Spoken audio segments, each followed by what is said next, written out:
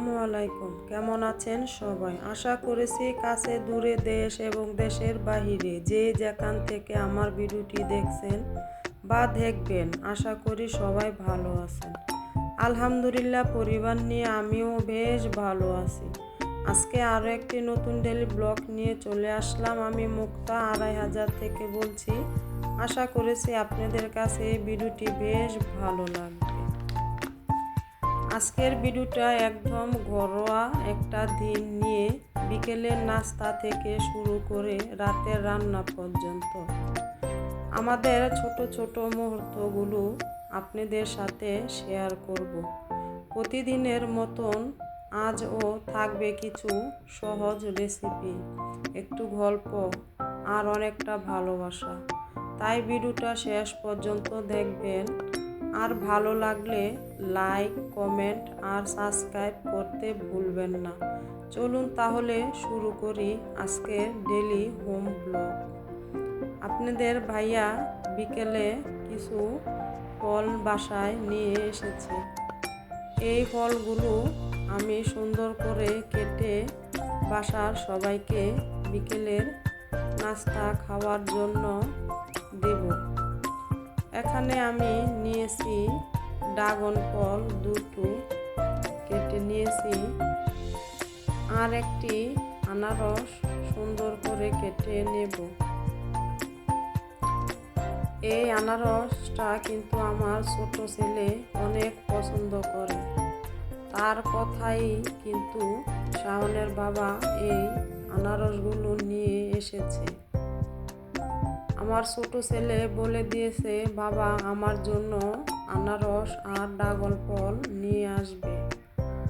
তার বাবা বাসায় থেকে যাবার সময় বলেছে, আচ্ছা আমি বাসায় যখন আসব তখন তোমার জন্য আমি ফল কিনে নিয়ে আসব।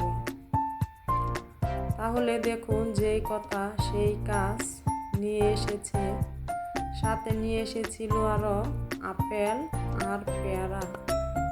আমি এখানে সব কেটে তাদেরকে বিকেলের নাস্তা দেব। তারা ওইদিকে বিকেলের নাস্তা বসে খাচ্ছে, আর আমি এদিকে এসে সকালে যে কাপড়গুলো ধুয়ে দিয়েছিলাম এগুলো শুকিয়ে গেছে। এখন আমি সবগুলো এক এক করে ভাঁজ করে নেব। ভাঁজ করে আমার সুন্দর একটি ওয়ার্ডরোবের ভিতরে আমি গুছিয়ে রেখে দেব। প্রতিদিনের কাজ যদি প্রতিদিন করা হয় তাহলে দেখা যায় সংসারটা কিন্তু এলোমেলো থাকে না, অনেকটা সুন্দর গুছানো এবং পরিপাটি থাকে।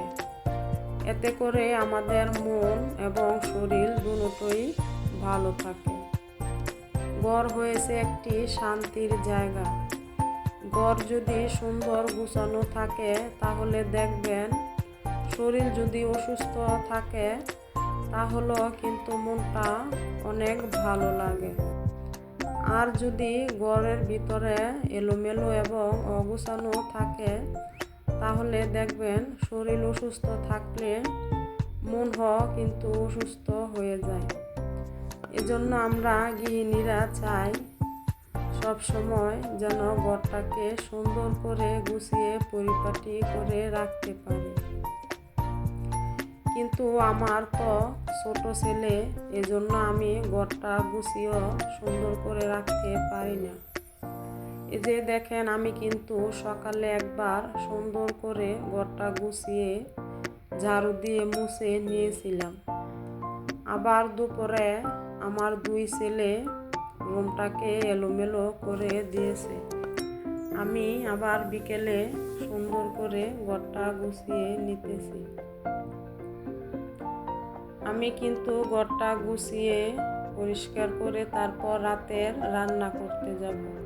এই যে এই টেবিলটা দেখতে পাচ্ছেন আপনারা, এটা কিন্তু আমার ডাইনিং টেবিল না, এটা আমার ছোট্ট একটি টেবিল। আমার ঘরের মধ্যে কিন্তু ডাইনিং টেবিল নাই।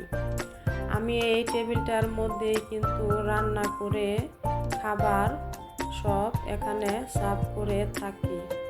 মানে আপনাদেরকে এখানে খাবারগুলো রেখে তারপর আমি ভিডিওর মধ্যে পরিবেশন করি।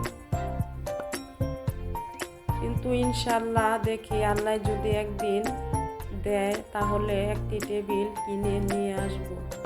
কিন্তু আমরা তো মধ্যবিত্ত পরিবারের লোক, আমরা তো সব সময় যেটা চাই সেটা আনতে পারি না। আমাদের অনেক ধৈর্য ধরতে হয়। ধৈর্যর পরে কিন্তু আমাদের ঘরের মধ্যে একটি মাল আনা হয়, মানে ফার্নিচার আনা হয়। ইনশাল্লাহ দেখি আনবো একটি টেবিল। যেদিন আনবো সেদিন তো আপনাদের সাথে শেয়ার করব। এখন আমি চলে যাব রান্না করতে। আজকে আমি রান্না করব রুই মাছ দিয়ে, শিম দিয়ে আর আলু দিয়ে হালকা ঝোল রেখে তরকারি রান্না করব। আমি মাছটাকে প্রথম সুন্দর করে ভেজে নিয়েছি। এরপর আলু আর শিম হালকা ভেজে নেব। এতে করে রান্নার যে সুন্দর ঘ্রাণটা এটা কিন্তু ভালো আসে।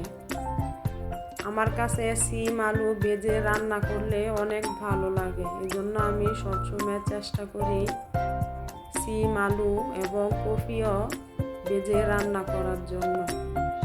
আমি হালকা ভেজে নিয়ে এখানে দিয়েছি হলুদ, মরিচ, লবণ, ধনিয়ার গুঁড়া, ফজের গুঁড়া দিয়ে ভালো করে কষিয়ে এর উপর পরিমাণ মতন পানি দিয়ে মাছগুলো দিয়ে দিছি। দিয়ে আমি কিছুক্ষণ রান্না করে এর উপর 4-5টা কাঁচামরিচ দিয়েছি। এই যে দেখছেন আমার রান্নাটা কিন্তু কমপ্লিট। আমি এখানে রানবো চাপিলা মাছের চচ্চড়ি। আমি পেঁয়াজটা আর রসুন দিয়ে ভালো করে ভেজে এরপর দিয়েছি হলুদ, মরিচ, লবণ, জিরার গুঁড়া, ধনিয়ার গুঁড়া দিয়ে একটি টমেটো সুন্দর করে কুচি কুচি করে কেটে দিয়েছি। এরপর পরিমাণ মতন পানি দিয়ে আমি চাপিলা মাছগুলো দিয়ে ঢেকে রেখেছি। কিছুক্ষণ রান্না করার পর দেখেন আমার রান্নাটা কিন্তু কমপ্লিট হয়ে গেছে। এখন আমি রাতের খাবার সবার জন্য বেড়ে নিয়েছি। এখন সবাই রাত্রের খাবার খাবে। আমার ভিডিওটি আজকে এই পর্যন্তই। সবাই ভালো থাকবেন, সুস্থ থাকবেন। আল্লাহ হাফেজ। আসসালামু আলাইকুম।